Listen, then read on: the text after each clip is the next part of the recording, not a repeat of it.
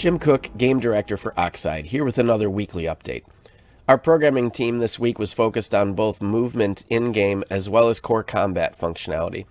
As you all know, this is a key part of operation inside of the game, to be able to move well, fight well, defend oneself, and what have you. And this is a section that will have work being done across a long period of time as it continues to build and improve.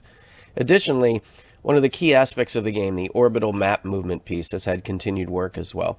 This has gone from the initial state of being able to model what all of the different map segments might look like at a larger distance to going in and saying, now if a player is moving across these different ones, how does that actually look?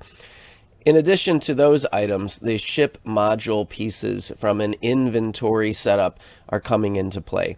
This is critical because our inventory has restrictions where the more things you have on or in your ship, the less you can actually hold in your inventory, and these two mesh together. But it also has restrictions in the sense that certain shapes or objects are limited to where they can be placed, and that work has been moving forward. Finally, on the programming side, the Oxide effect, one of the other critical elements that we have, had some progress made as well. On the art side, again, solid progress, just like it was with the programming team.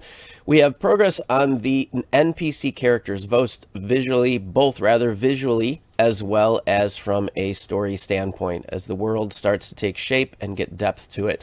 In addition to that, the gathering modules have been worked on as they get to a near final state to be able to go into animation, and from there to be able to actually have in-game tests for work and functionality. On top of that, we've got our first ships being modeled. Those will then go into the ship builder, and then the ship builder will be tested with further customizations later on to create yet another key aspect of the game. And finally, this first Union station being modeled so it can be in a game-ready state and then animated for at least ring rotation and maybe some small other animations that'll be on it as well.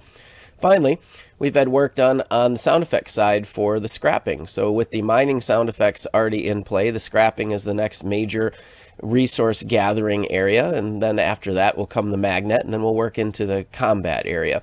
And finally, the moon has been the moons rather, have been sculpted to a point where we have a good modeling sense of what they will look like, and then as that gets further developed, it'll become in-game material to create the near-surface view as a player can engage with sights on one of these stellar bodies as opposed to flying in space near one of them.